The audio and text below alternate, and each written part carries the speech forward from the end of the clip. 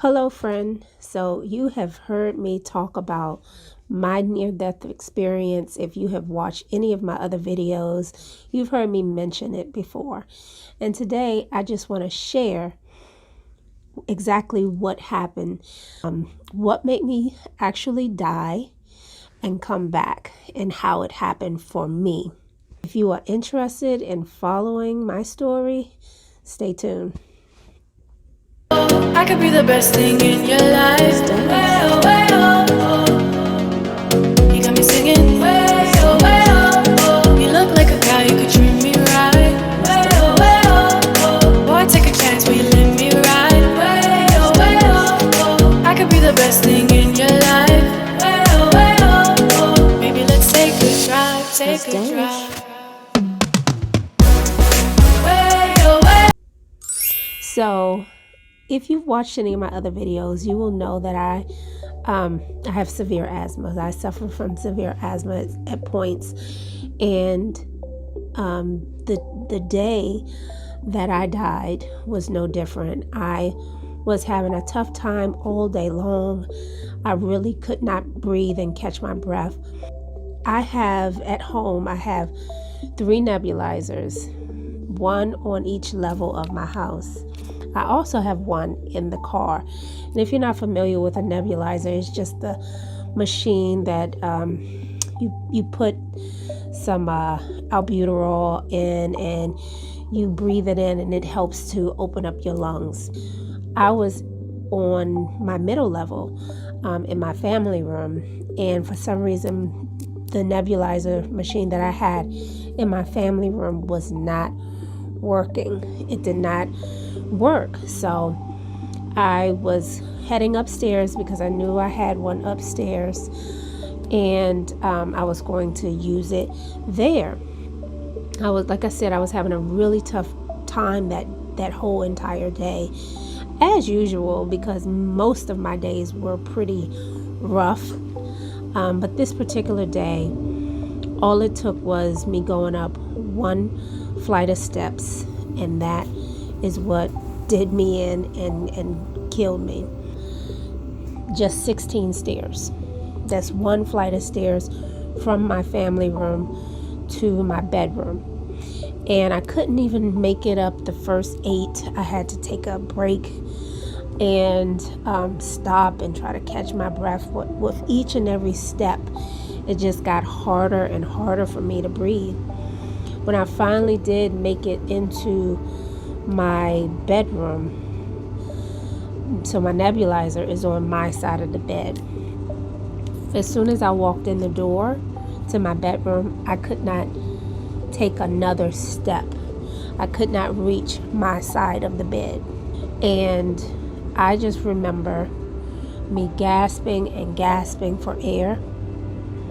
Things didn't go dark. It didn't go dark or anything initially. What happened was,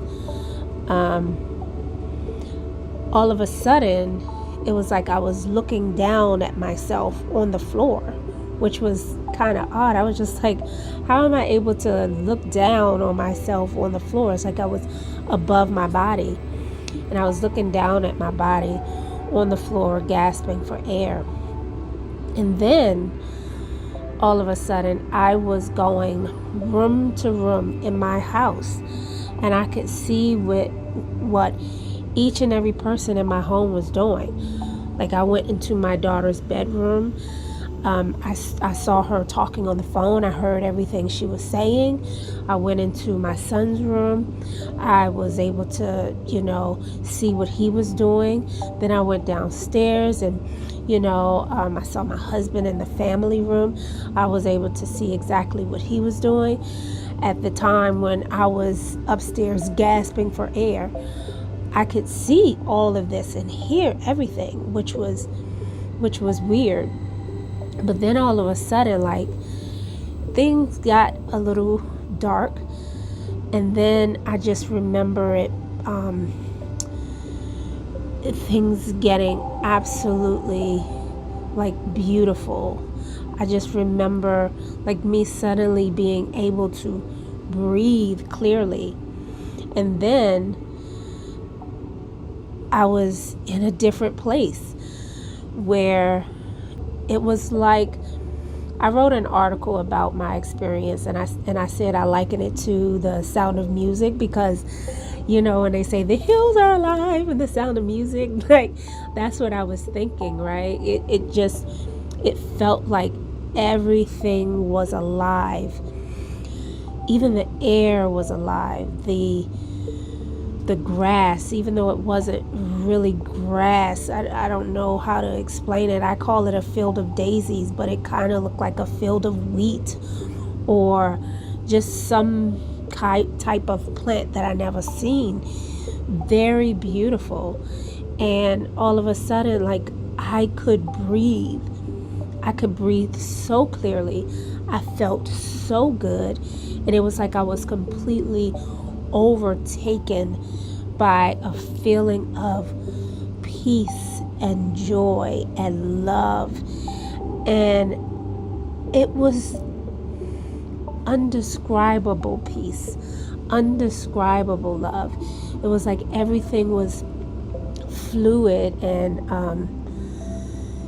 everything just surrounded me and encompassed me in a feeling of love. That's how I can describe it. And it was like music, but like the most beautiful music you've ever heard. Like, I can't even describe the music. I can't even describe the colors, because there weren't like the colors that we have here. It was like amplified and purplish yellow. I can't even describe the colors, because they were just so vibrant and beautiful. And I just remember feeling nothing but love and peace. And I had on a flowy white dress, and I just could not even believe that I could breathe. Like, I started running through this field that I was on. It was like I was in a field on a mountain. That's another reason why I correlated it to the Sound of Music, because it was like I was on a mountaintop, not in the clouds, but up high, I guess, and I started running. I was just like, I can breathe. I can smell. Oh my gosh, it smells so beautiful, and, because those are two of the senses that I lost like 14 years ago, and I'm believing for healing to come back. So when I was in this place, I just remember taking a deep breath in and being able to smell and breathe. And it was like, finally I can get some air. And children were running around me, and I just heard the sounds of their laughter. And their laughter was like music. Like, everything was just as it should be. As it should be. If that makes any sense at all. But and then while I was there, I was just enjoying myself and smiling and happy. And I just remember seeing like a being, further down the field, I guess to call it. And it was like he was not moving his mouth at all, but I could hear him talking, and he was getting closer and closer. And like, I just remember the closer that he got to me, the more love that I felt. And I couldn't believe that it can feel any better than that. Like, it was like I was bursting at the seam with love, peace, joy, and everything beautiful, But the closer he got, the more I felt it. And he asked me, he said, are you enjoying yourself, Daanish? I said, oh yes, I love it here. I was just like, this is beautiful. I love it here. And he said, good. do you want to stay here? He said, but if you stay here, you won't see your family. I said, well, can they come here? They would love it here. Can they come here with me and experience this with me? And he said, no. And I said, so I can stay here without seeing my family again, or I can go see my family again. And he said, yes. And I really, at that moment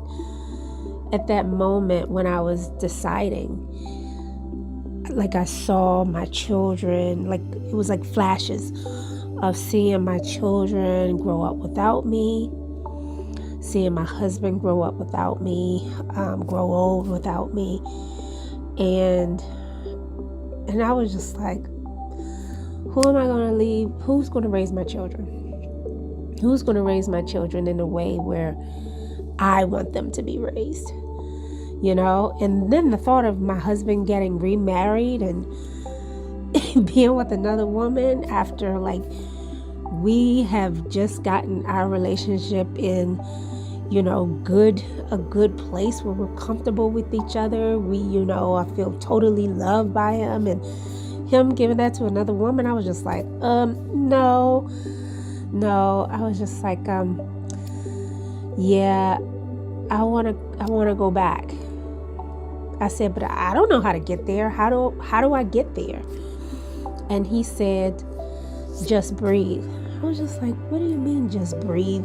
I am breathing. He said, and he started walking by me at this point. It's like once I made the decision, he moved from in front of me to walking by me. And he said, just breathe. And then all of a sudden, I breathed in real deep and I was back in my body. And that is when I came back. So, yeah, that experience happened and it taught me a lot about life and living in the afterlife and what we think is heaven and what we think is God and what we think are angels, and I know that each and every person's experience is unique and different, but I'm just sharing mine, and mine was absolutely beautiful. It was absolutely beautiful, and I no longer fear death. I no longer fear death. One thing that I failed to mention is another reason why I made the decision to come back is because just a few months prior, I remember that I was going through a tough time at my job, and someone had stolen an idea of mine, right? I did all the work. I put in all the hard labor, and the project that I worked on was a glowing success. And once it became a glowing success, that person was walking around taking credit for my work. And I was so devastated. I was so devastated because I poured my heart and soul into this project. And for somebody to take the credit really hurt me. It hurt me a lot. And so one day I was just crying out to God. I was saying, why would this happen? Why would this person do this? Why would they try to take credit for my work? And see that the person that tried to take the credit was someone more senior than me. So they had a lot of credibility. They had a lot of clout. So if you were thinking about the project that happened and you thought, well, did Daanish do this or did this person, them saying that, me coming seemingly out of nowhere, putting together this thing because I had, people didn't never really see me do that project on a large scale. But once I did, it was such a success that, that person, it was easier to somehow believe that person might have done it over me. So I just remember crying out like, why would this happen? And God spoke to me, not literally spoke to me, but spoke to me and gave me an assignment. He gave me an assignment to do while I'm here. And he told me it was to prepare me for this assignment. Like that project, it seemed small or whatever, but it wasn't. It was meaningful and impactful, and it was in preparation for what I am to complete before I move on to the next life. So when I was making that decision, do I stay or do I come back? I knew that I had that assignment that I hadn't completed, and I knew that I wanted to complete that assignment along with staying married to my husband and raising my children. Like, I could not imagine my son at the time. I think he was 3 when all this, 3 or 4 when all this happened. And I knew that he wouldn't remember me. And the thought of him not remembering me, that was enough to say, no, I need to come back and finish raising my babies and complete the assignment that I was given. So that's my story. So I no longer fear death. I just don't. After that experience, I don't fear death. The only thing that I fear when I think about death is dying before I complete my assignment. That is what makes me nervous, and like, I gotta get on it. I gotta come on and do it, but if you watched the other video that I put up, I said God gave me a vision for this assignment, but no blueprint on how to do it. So it's been years of me trying to figure it out, but now it's like, okay, no more trying to figure it out. I just have to put myself out there. So that's what I'm doing. I'm just putting myself out there more and more, because I know that the assignment is worthwhile and world changing. So, and that is to bring light and celebration and recognition to unsung heroes. So he gave me this assignment. I'm embarrassed to say it's been 4.5 years. It's been 4.5 years. January 25th, 2018. And I remember it because it was right before the Grammys, and I was set to go to the Grammys that year, actually. And I really wanted to go. I wanted to, go have fun, experience that and everything. But I knew that I would have to sit it out because, I was still trying to recover and get back to it. But yeah, if you share, if you have had a near-death experience, I want to hear about it. Comment and let me know. Feel free to send me a message and let me know.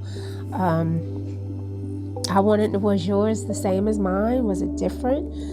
Let's talk about it. Let's get the dialogue going. And did it make you fear death, or did it make you curious about it? For me, it made me more curious, and I don't fear anything now. I don't fear man. I don't fear anything except for not doing that assignment. But anyway, this is my story, and I just thought I would share. And please don't forget to like and subscribe and follow me for more. All right, till next time, let's change the world together.